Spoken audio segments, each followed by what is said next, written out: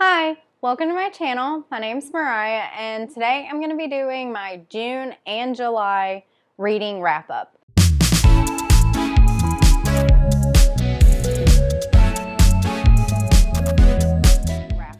So, these past 2 months, I'm going to blame the summer because I just have not read. I read maybe 4 books in June and like maybe 3 books in July. So, not that many, clearly. But actually what I did read, most of them, there was only one that I had to DNF. The rest of them were all like 4 and 5 stars. So, I feel like I had a really good 2 months read, even though it was not that many books. So anyways, let's get into it with the book that I did end up DNFing, and that is The Sea Wife by Amity Gage. So this is pitched as like a book about this couple who goes sailing, or who wants to go sailing, and they buy this boat. They drop everything, like their jobs, everything, and take their kids to Panama to buy this boat and like set sail for an adventure, you know, something that they've never done.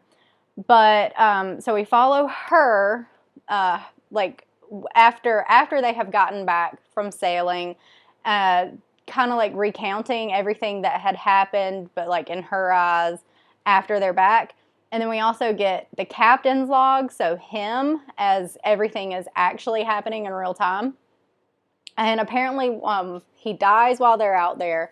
So, you know, it sounds like a really cool book, you know, a little sailing with some like possible murder or something.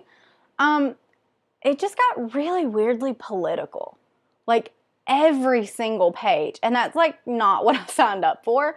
I just wanted a really good book with a little bit of murder. That's like right up my alley. And this was just not. And yeah, the whole political aspect of like every single page, like it just got too much, and I could not finish it. Next, I'll talk about probably my favorite book that I read these past 2 months, and that is The Last House on Needless Street by Catriona Ward.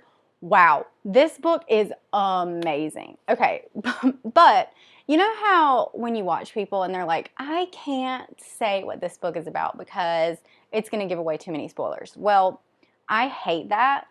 Because you're like, how can you read something? How can there actually be no spoiler? Like, there's got to be something you can say about this book that won't give it away. But with this, it's like, actually, if I say anything, everything is a spoiler. Like, even like the smallest thing is, like, the whole premise of this book is a spoiler, pretty much.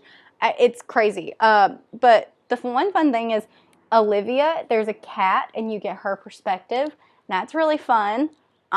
Yeah, it's a wild book. It's crazy. I mean, I don't know if you can see this, but I tabbed like a ton in this book. And, yeah, I really, really recommend it. It was a little scary, a little creepy, and all the fun things. All right, next was Slew Foot, which another one. Really, really, really loved this book. It is like a reimagining of the Salem witch trials, which, hi, I love everything about witches. So I was on board. And I've heard a couple people talk about this and how his writing was like amazing in this book. And yes, the writing of this book, it was great. Her, like Agatha, the whole story of her being like brought up in this Puritan town when she's just like this badass woman witch who doesn't necessarily believe all of the things that, you know, the Puritans and evangelical people of that time believed. And I don't know, there was a lot of good conversations in that book about religion and cultiness. And yeah, I don't know, it was very, very good. And also something that I thought was really interesting. If you know a lot about the Salem witch trials and like, you know, the actual stories and the hysteria and all that shit, there's a couple names that are actually in this book that I recognized from like actual Salem witch trials and stuff. Like, I can't remember her name now, but Abigail, something like that, I think. But she was one of the girls who, was standing up in court saying, like, she's a witch, she did this to me, like, I can feel my clothes burning on my skin right now, just standing at her, like, the OT over the top person. So yeah. Anyways, it was really, really good. Highly recommend. Next was one that I really did not enjoy, and that is Woman Eating. I can't remember who this one's by, but it's about a vampire woman who is she's not a new vampire, she's been a vampire her entire life, but it's her first time being out on her own, trying to find her own source of food, woman eating. And so it just very mundane. It is classified as a horror book, so to somebody out there, this is very scary. But to me, I don't know. It just seemed like a literary fiction. I'm not sure. Like, it was very mundane. It didn't really go there where you'd think like a horror vampire book was gonna like be gory, and it's not. So I mean, if you like want a dip your toe in a horror book, go for Woman Eating. I know a lot of people really like this, but I don't know. It was boring to me. Notes on an Execution. I read this for the Smut Salon for Katie Colson's book club, and wow, another beautiful book. I just got rid of this last month. I gave it to my cousin. All of my books that I finished, I give to my cousin to read, so I don't like hoard all of my books in my apartment because we don't really have that much room. So yeah, but wow. Notes on an Executioner is about the serial killer who is on death row for his murders, and you follow him like leading up to the second that like he's being executed. And you also follow like multiple women throughout his life and like their perspective of how he was and what he did. And it was very fascinating, and it was written very well. I really recommend this book. I don't know why. When I first picked this up, I thought that it was going to be like a thriller, horror type of book, but it really wasn't. And it's not even marketed as a horror or a thriller, so I'm not sure why I thought that. But yeah.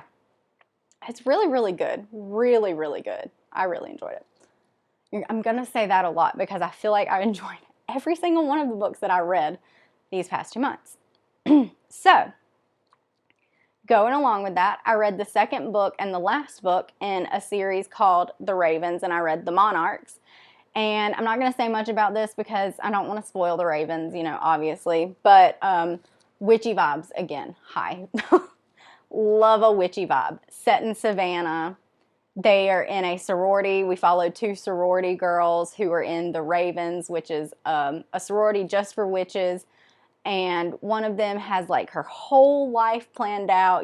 She's one of those who she knows this is what's going to happen, and she's going to graduate, and her boyfriend's going to ask her to marry her, and all this stuff. And then you have Viv, who is like fumbling through it.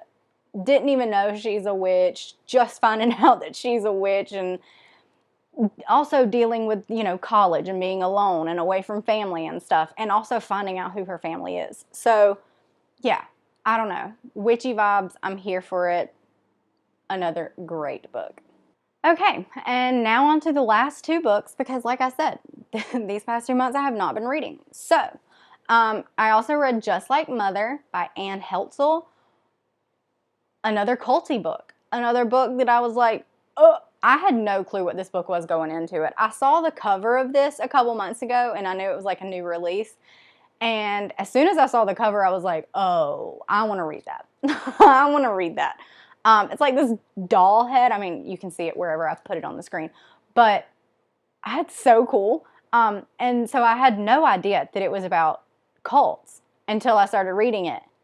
And wow, it's about like this all-women cult who men have they do not care about men at all except for, to make babies. They're like hidden in this basement. It's crazy. And then, the girls get out of it. And it's like following her life after she's gotten out of this cult. And if you like cult things, you need to watch that, because watch that. You need to read that because it was wild. That's what I really loved about, what is that book that I read last year? The Project by Courtney Summer.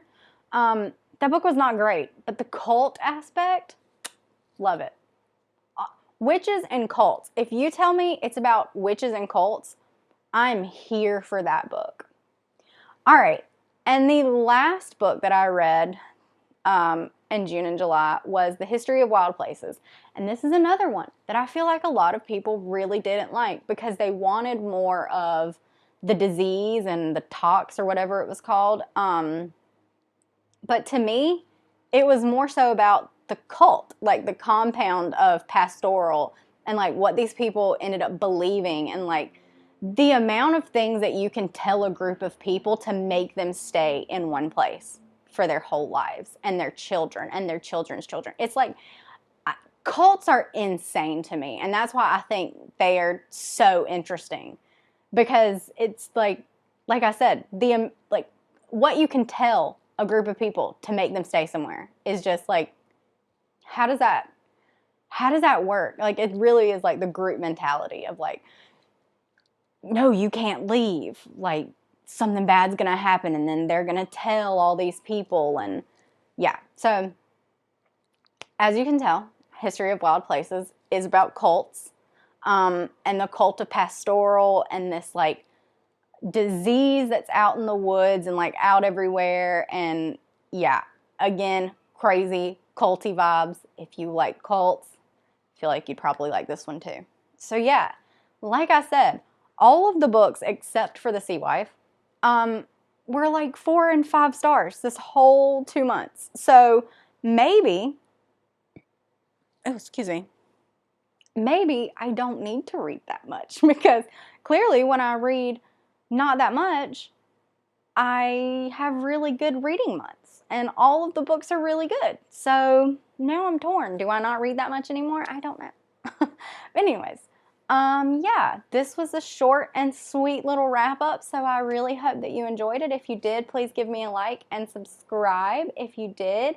Also, I think the next video is going to be another boat video, because we are hauling out this next weekend, so I'm going to be filming that, hopefully. So yeah, anyways, thank you so much. Have a good day or night or whatever time it is when you're watching. Bye!